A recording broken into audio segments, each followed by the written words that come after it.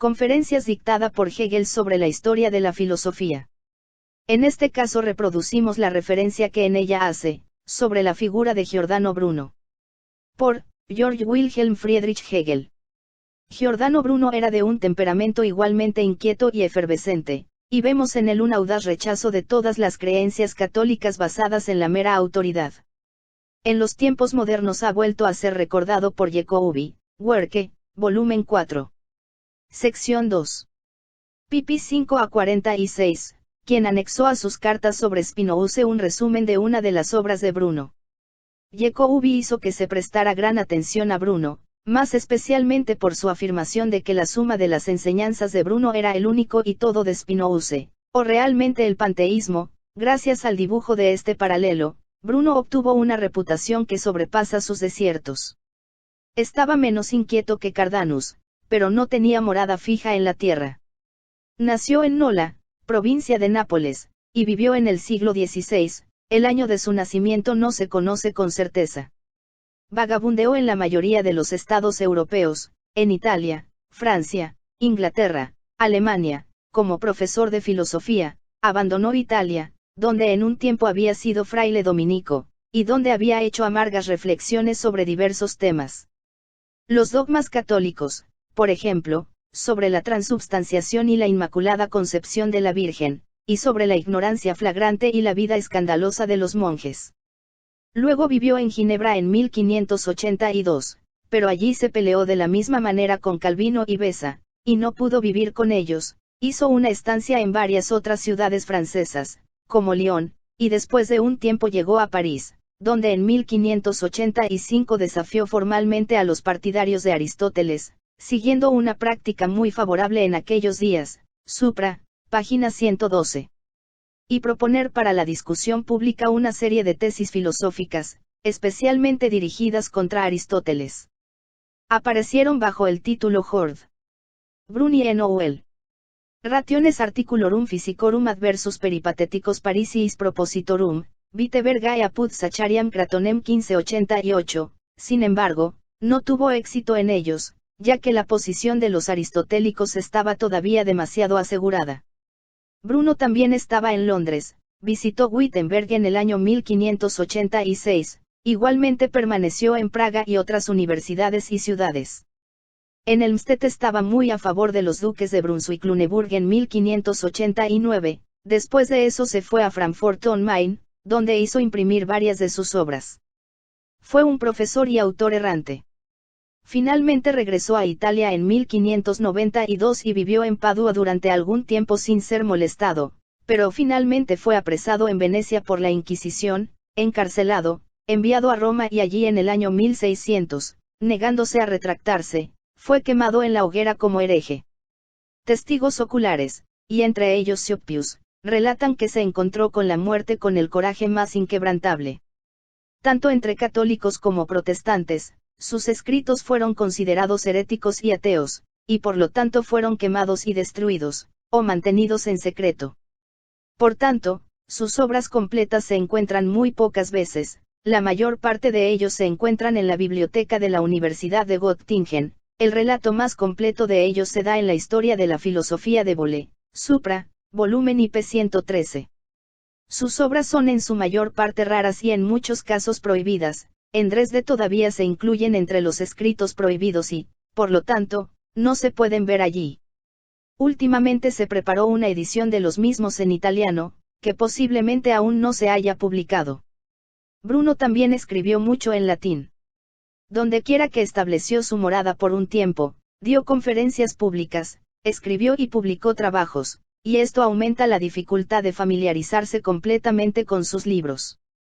Muchos de sus escritos son por la razón anterior muy similares en su materia, la forma solo es diferente, y en la evolución de sus pensamientos, en consecuencia, nunca avanzó mucho ni alcanzó ningún resultado. Pero la característica de carga de sus diversos escritos es realmente, hasta cierto punto, el gran entusiasmo de un alma noble, que tiene un sentido de espíritu residente y conoce la unidad propia. Ser y todo ser es toda la vida del pensamiento. Hay algo de vacante en su manera de aprehender esta conciencia profunda, desborda al convertirse así en objeto de pensamiento y en la expresión de sus riquezas. Pero es solo en el conocimiento que el espíritu puede manifestarse como un todo, cuando todavía no ha llegado a este punto de cultura científica, busca todas las formas, sin ponerlas primero en el orden debido. Bruno despliega una profusión tan desregulada y multiforme, y por eso sus exposiciones tienen con frecuencia una apariencia alegórica, confusa y soñadora de entusiasmo místico.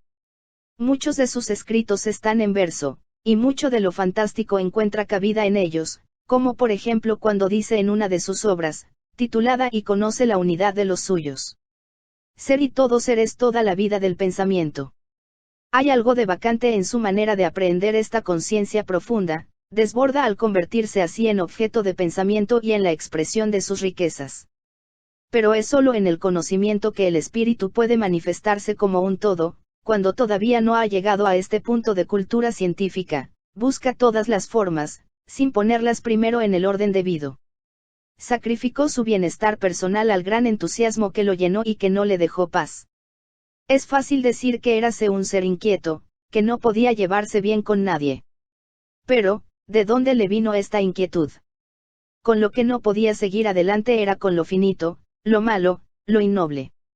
De allí surgió su inquietud.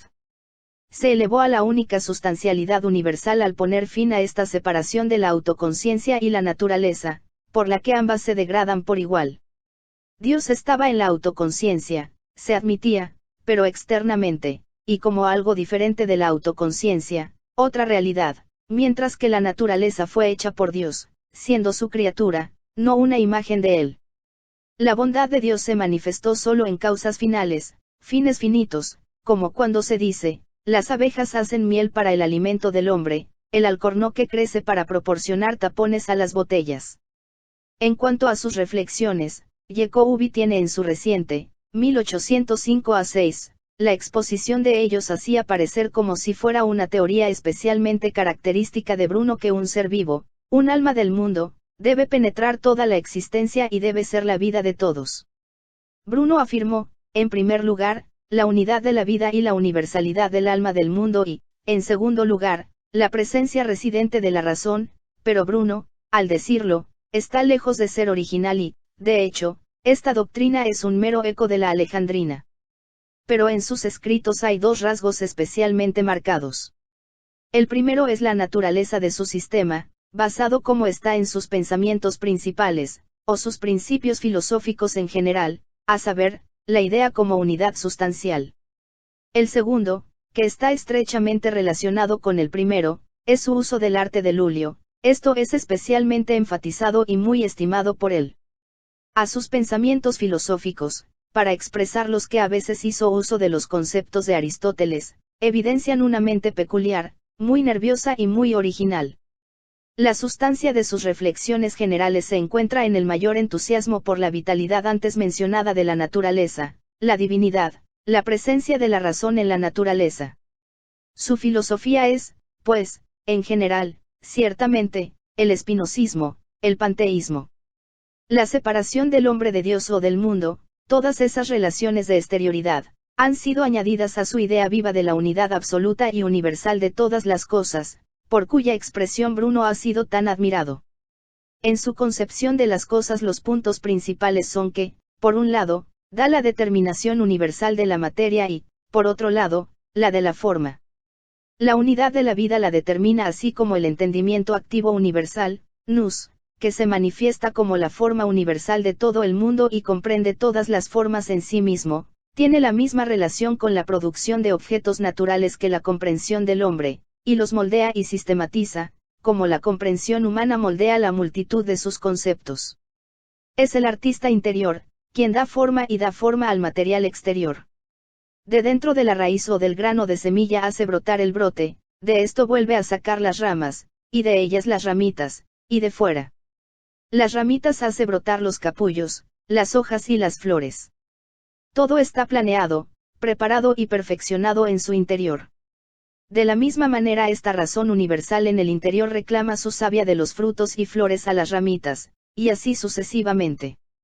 El universo es, pues, un animal infinito, en el que todas las cosas viven y se mueven y tienen su ser en los modos más diversos.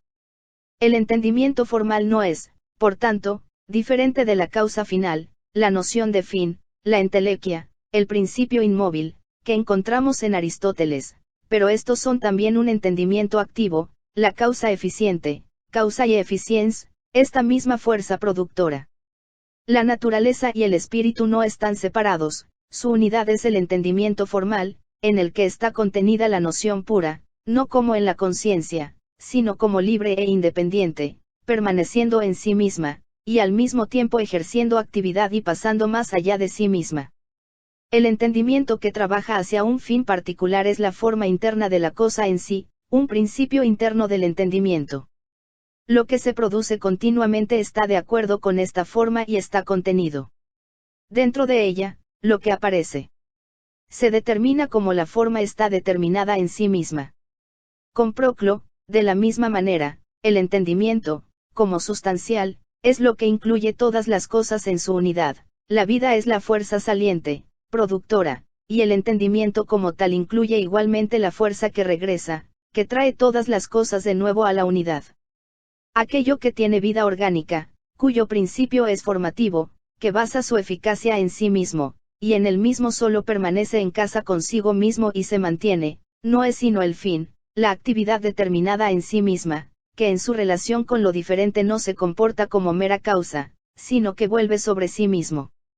B. Bruno, afirma que la causa final es inmediatamente operativa y la vida inmanente en el universo, afirma que también existe, como sustancia, por tanto, se opone a la concepción de un entendimiento meramente extramundano.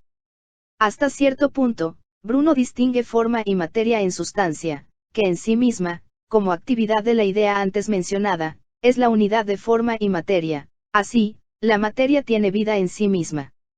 El elemento permanente en los interminables cambios de la existencia es, dice, la materia primera y absoluta, aunque sin forma, es la madre de todas las formas y receptiva de todas las formas. Dado que la materia no carece de la primera forma universal, es en sí misma principio o en sí misma causa final. La forma es inmanente a la materia, uno simplemente no puede existir sin el otro, así, la materia misma provoca estos cambios de forma, y el mismo asunto los atraviesa a todos.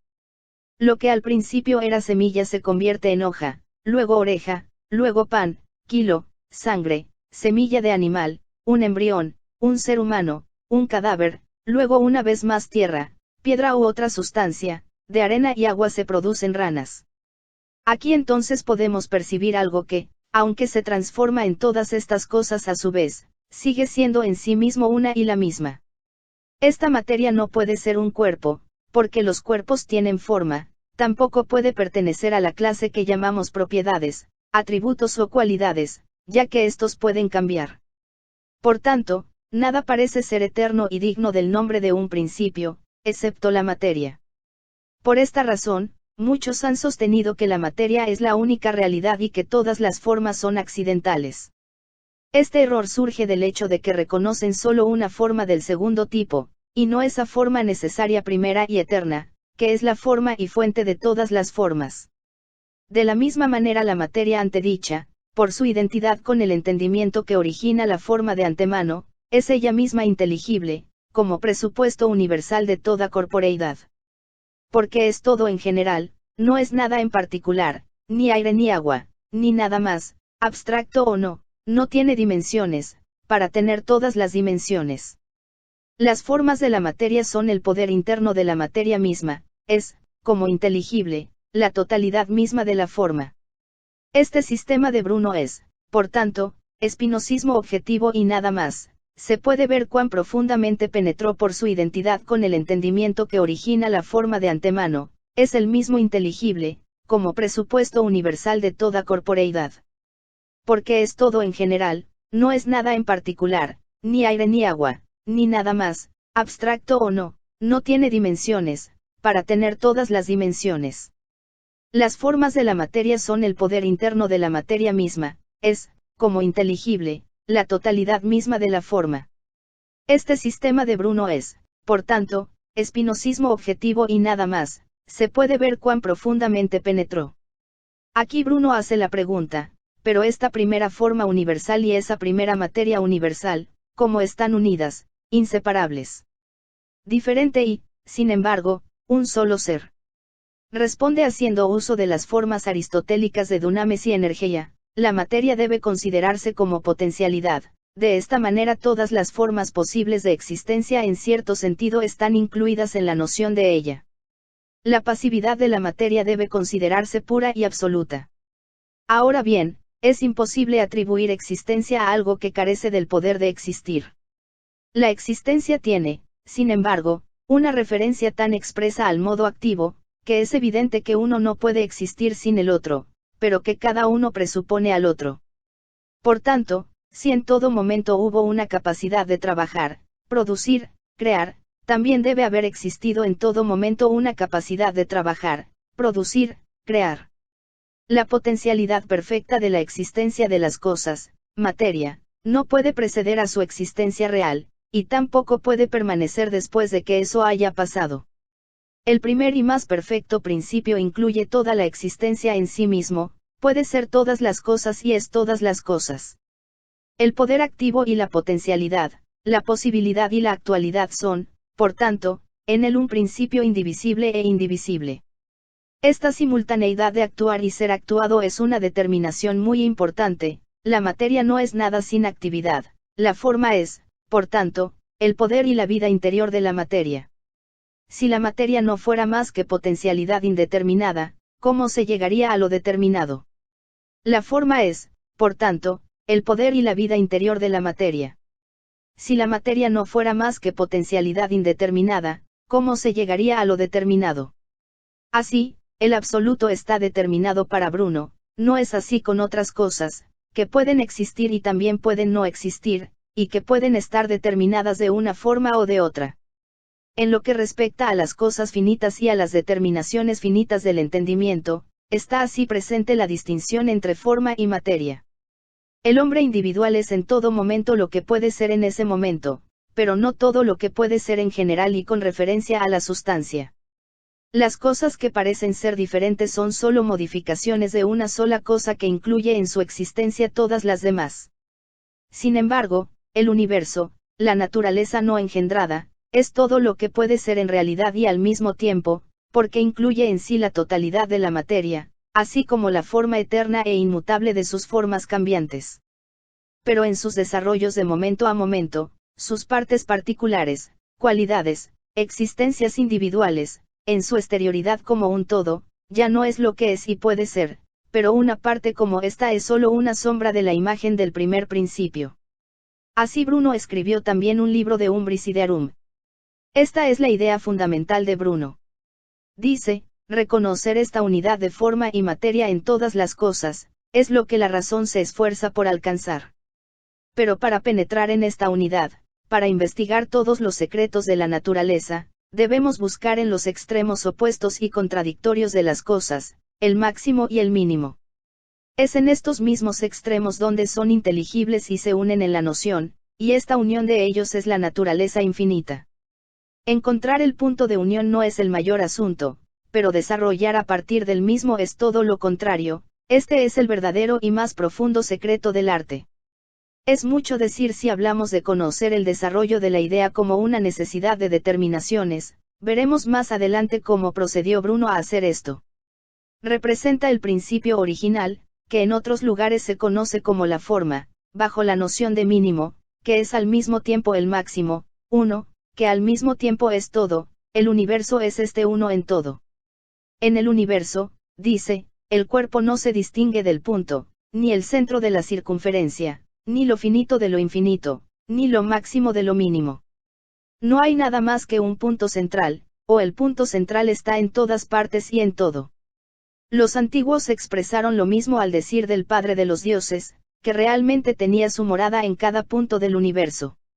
Es el universo el que primero da a las cosas la verdadera realidad, es la sustancia de todas las cosas, la mónada, el átomo, el espíritu derramado sobre todas las cosas, la esencia más íntima, la forma pura. Es el universo el que primero da a las cosas la verdadera realidad, es la sustancia de todas las cosas, la mónada, el átomo, el espíritu derramado sobre todas las cosas, la esencia más íntima, la forma pura. El segundo objeto al que Bruno se dedicó fue el llamado arte luliano, que recibió su nombre de su primer inventor, el escolástico Raimundus Lullius, Supra, páginas 92 a 94. Bruno lo adoptó y lo completó, también lo llamó su ars combinatoria. El arte es en algunos aspectos como lo que encontramos en Aristóteles bajo el nombre de los tópicos, volumen 2 pp 217, 218, ya que ambos dan un inmenso número de lugares y determinaciones que se fijaron en la concepción como una tabla con sus divisiones, a fin de que estos títulos pudieran aplicarse a todo lo que tuviera a mano. Pero los temas de Aristóteles hicieron esto para aprehender y determinar un objeto en sus diversos aspectos, mientras que Bruno trabajó más bien para aligerar la tarea de la memoria. De este modo, conectó realmente el arte luliano con el arte de la mnemotecnia practicado por los antiguos, que ha vuelto a ser notado en los últimos tiempos y que se encontrará descrito con mayor detalle en el Auctora de Erentium, Libr. 1317, ss. Para dar un ejemplo, uno establece para sí mismo un cierto número de departamentos diferentes en la imaginación, que deben elegirse a gusto, puede haber quizás 12 de estos, dispuestos en conjuntos de 3, e indicados por ciertas palabras, como Aarón, Abimelech, Aquiles, Berg, Bom, Berek, etc., en las que las divisiones debidas insertan, por así decirlo, lo que tiene que ser aprenderse de memoria y lo forma en una sucesión de dibujos.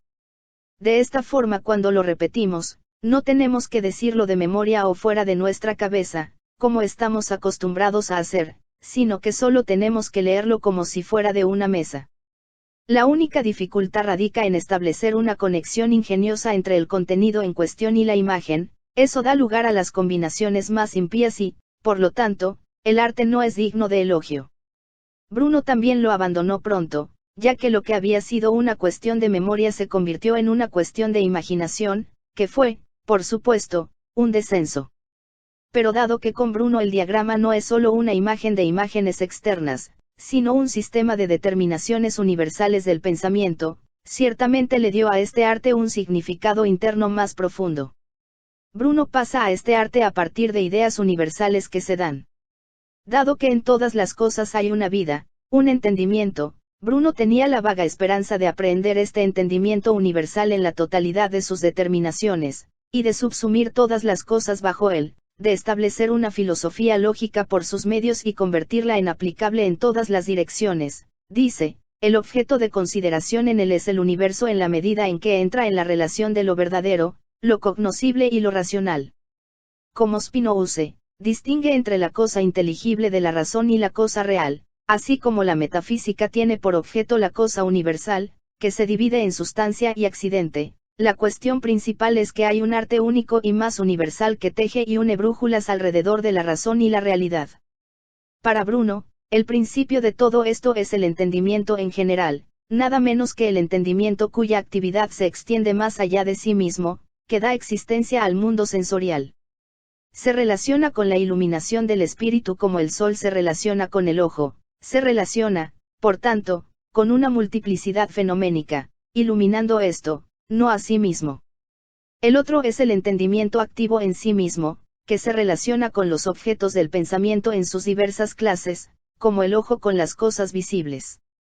La forma infinita, el entendimiento activo que habita en la razón, es el primero, el principio, que se desarrolla. El proceso en algunos aspectos se parece al que se encontró en los neoplatónicos. El gran esfuerzo de Bruno es realmente ahora comprender y demostrar los modos de organizar esta comprensión activa. Esto se presenta más detalladamente como sigue: a la pura verdad misma, la luz absoluta, el hombre se acerca solo, su ser no es el ser absoluto en sí mismo, que es el único y primero. Solo descansa bajo la sombra de la idea, cuya pureza es la luz, pero que al mismo tiempo participa de la oscuridad. La luz de la sustancia emana de esta primera luz pura, la luz del accidente emana de la luz de la sustancia. Esto lo encontramos también en Proclo, Supra, volumen 2. p. 446, como el tercer momento en la primera tríada. Este principio absoluto en su unidad es para Bruno el primer asunto, y el primer acto de este principio lo llama la luz original, actus primes lucis. Pero las sustancias y los accidentes, que son muchos, no pueden recibir toda la luz, por lo que solo se incluyen en la sombra de la luz. Del mismo modo, las ideas también son solo sombras de las mismas. El desarrollo de la naturaleza continúa de un momento a otro, las cosas creadas son solo una sombra del primer principio, no el primer principio en sí. Bruno continúa, a partir de este superesencial, superessentiale, expresión que también se encuentra en Proclo, Supra volumen 2 pax 441, se avanza a las esencias, de las esencias a lo que es, de lo que es a sus huellas, imágenes y sombras, y que en doble dirección, ambas hacia la materia, para producirse en ella, estas las sombras están entonces presentes de manera natural, y también hacia la sensación y la razón, para ser conocido por medio de ellas. Las cosas se retiran de la primera luz hacia la oscuridad. Pero como todas las cosas en el universo están en estrecha relación, lo inferior con el medio, y lo inferior con lo superior, lo compuesto con lo simple con lo que es más simple, lo material con lo espiritual, a fin de que pueda haber ser un universo, un orden y gobierno del mismo, un principio y fin, un primero y un último, entonces, siguiendo el sonido de la lira del Apolo universal, una expresión que vimos empleada por Heráclito, volumen y páginas 284, 285, lo inferior puede retroceder paso a paso hacia lo superior, mientras el fuego se condensa y transforma en aire, aire en agua, agua en tierra. Así, un ser está en todos. Ese proceso es el mismo que este regreso, y forman un círculo. La naturaleza dentro de sus límites puede producir todo de todo, por lo que el entendimiento también puede saberlo todo de todo. La unidad de los opuestos se explica con más detalle de la siguiente manera: la diversidad de sombras no es una oposición real. En una misma concepción se conocen los opuestos, lo bello y lo feo, lo apropiado y lo inapropiado, lo perfecto y lo imperfecto, lo bueno y lo malo. La imperfección, la maldad, la fealdad, no se basan en ideas especiales propias, se conocen en otra concepción, no en una peculiar a ellos mismos, que no es nada. Porque esto que es peculiarmente suyo es lo inexistente en lo existente, el defecto en el efecto. El primer entendimiento es la luz original, arroja su luz desde lo más interno a lo más externo, y la atrae nuevamente desde lo más externo hacia sí mismo. Todo ser puede, según su capacidad, apropiarse algo de esta luz. El elemento real en las cosas es solo lo inteligible, no lo que se percibe o se siente, o lo que es peculiar del individuo. Cualquier otra cosa que se llame real, lo sensual, es el no ser. Todo lo que sucede bajo el sol, todo lo que habita en la región de la materia, cae bajo la noción de vanidad, finitud. Procura sacar de las ideas una base firme para tus concepciones, si eres sabio. La pura luz de las cosas no es más que esta cognoscibilidad, que procede del primer entendimiento y se dirige hacia él. Lo inexistente no se conoce. Lo que aquí es contraste y diversidad, está en el primer entendimiento de armonía y unidad. Por tanto, prueba si puedes identificar las imágenes que has recibido, si puedes armonizarlas y unirlas, así no fatigarás tu mente, oscurecerás tus pensamientos y confundirás tu memoria. Por la idea que está en el entendimiento se formará una mejor concepción de cualquier cosa que por medio de la forma de la cosa natural en sí, porque esta última es más material, pero esa concepción se alcanza en grado supremo a través de la idea de lo natural. Objeto tal como existe en el entendimiento divino. Las diferencias que se dan aquí, por lo tanto, no son diferencias en absoluto. Pero todo es armonía.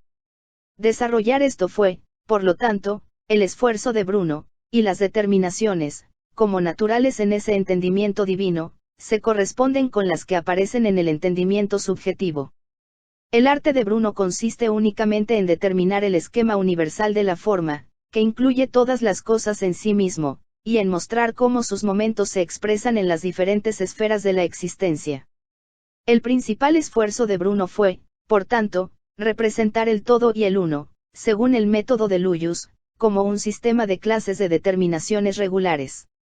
Por tanto, a la manera de Proclo, especifica las tres esferas: primero, la forma original, Uperousia, como el creador de todas las formas; en segundo lugar, el mundo físico, que imprime las huellas de las ideas en la superficie de la materia y multiplica la imagen original en innumerables espejos enfrentados. En tercer lugar, la forma del mundo racional, que individualiza numéricamente para los sentidos las sombras de las ideas, las unifica y las eleva a concepciones generales para el entendimiento. Los momentos de la propia forma original se denominan ser, bondad, naturaleza o vida, y unidad. Algo similar a esto también lo encontramos en Proclo, volumen 2. p. 445. En el mundo metafísico la forma original es cosa, bien, principio de pluralidad, antemulta. En el mundo físico se manifiesta en cosas, bienes, individuos. En el mundo racional del conocimiento se deriva de cosas, bienes e individuos. La unidad es el agente que los trae de vuelta una vez más, y Bruno, al distinguir el mundo natural y el metafísico, busca configurar el sistema de las determinaciones anteriores, para mostrar a la vez cómo una misma cosa es de una manera una apariencia natural y de otra un objeto existente para el pensamiento. Dado que Bruno buscó aprehender esta conexión más de cerca, considera el pensar como un arte subjetivo y una actividad del alma, que representa internamente y de acuerdo con la concepción ordinaria, por así decirlo a través de una escritura interna, lo que la naturaleza representa externamente, por así decirlo, a través de una escritura exterior. Pensar, dice, es la capacidad tanto de recibir en uno mismo esta escritura externa de la naturaleza como de imaginar y fundamentar la escritura interna en el exterior. Este arte de pensar interiormente y organizarse exteriormente de acuerdo con el mismo, y la capacidad de revertir el proceso, un arte que posee el alma del hombre, Bruno coloca en la conexión más estrecha con el arte de la naturaleza del universo, con la energía del principio absoluto del mundo, por medio del cual todo es formado y modelado. Es una forma que se desarrolla, es el mismo principio mundo que da forma a los metales, plantas y animales, y que en el hombre piensa y se organiza fuera de sí mismo, solo que se expresa en sus operaciones de una manera infinitamente variada en todo el mundo. Por lo tanto, interna y externamente hay un mismo desarrollo de un mismo principio. En su Ars Lugiana, Bruno intentó determinar y sistematizar estos diversos escritos del alma, mediante los cuales también se revela el principio organizador del mundo. En él asume 12 tipos principales de escritura, o clases de formas naturales, para formar un punto de partida, especies, formas, simulacra, imagines, espectros, exemplaria, indicia, signa, notae, character city sigilli. Algunos tipos de escritura están conectados con el sentido externo, como formas externas, imágenes e ideales, extrínseca forma, imago, ejemplar. Estas pinturas y otras artes plásticas representan, imitando a la madre naturaleza. Algunos están conectados con el sentido interno, donde con respecto a la masa, la duración, el número, se magnifican, se extienden en el tiempo y se multiplican. Tales son los productos de la fantasía. Algunos están conectados con un punto común de similitud en varias cosas, algunas son tan divergentes de la naturaleza objetiva de las cosas que son bastante imaginarias. Finalmente, algunos parecen ser peculiares del arte, como signa, notae, character city sigilli. Por medio de ellos los poderes del arte son tan grandes que parece ser capaz de actuar independientemente de la naturaleza, más allá de la naturaleza y, cuando la materia en cuestión lo involucra, incluso contra la naturaleza. Hasta ahora todo, en general, va bien, es la realización del mismo esquema en todas las direcciones. Todo respeto se debe a este intento de representar el sistema lógico del artista interior, el pensamiento productor, de tal manera que las formas de la naturaleza externa se correspondan con él. Pero mientras que el sistema de Bruno es por lo demás grandioso, en él las determinaciones del pensamiento se vuelven, sin embargo, superficiales o más muertas, como sucedió en tiempos posteriores con la clasificación de la filosofía natural, porque Bruno simplemente enumera los momentos y contrastes del sistema, así como los filósofos naturales desarrollaron el carácter triple en todos los ámbitos, considerados como absolutos. Momentos posteriores o más determinados Bruno no ha hecho más que recopilar, cuando trata de representarlos con cifras y clasificaciones, el resultado es confusión. Las 12 formas establecidas como base no tienen su derivación ni están unidas en un sistema completo, ni se deduce la multiplicación posterior. A esta parte de su tema dedicó varios de sus escritos, de Sigillis, y en diferentes obras se presenta de diferentes formas. Las apariencias de las cosas son como letras o símbolos que se corresponden con pensamientos. La idea es en general digna de elogio comparada con la fragmentariedad de Aristóteles y los escolásticos, según los cuales toda determinación está fijada de una vez por todas. Pero la realización de la idea está en parte ligada a los números pitagóricos y, en consecuencia, no metódica y arbitraria, y en parte encontramos combinaciones y acoplamientos metafóricos, alegóricos, donde no podemos seguir a Bruno. En este intento de introducir orden, todas las cosas se mezclan en el desorden más salvaje. Es un gran comienzo tener el pensamiento de unidad, y el otro punto es este intento de captar el universo en su desarrollo, en el sistema de sus determinaciones, y mostrar cómo la apariencia exterior es un símbolo de ideas. Estos son los dos aspectos de la enseñanza de Bruno que deben tenerse en cuenta.